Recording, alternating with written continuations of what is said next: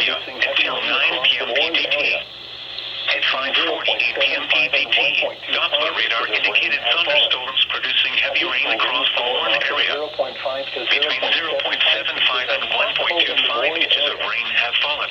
Additional rainfall amounts of 0.5 to 0.6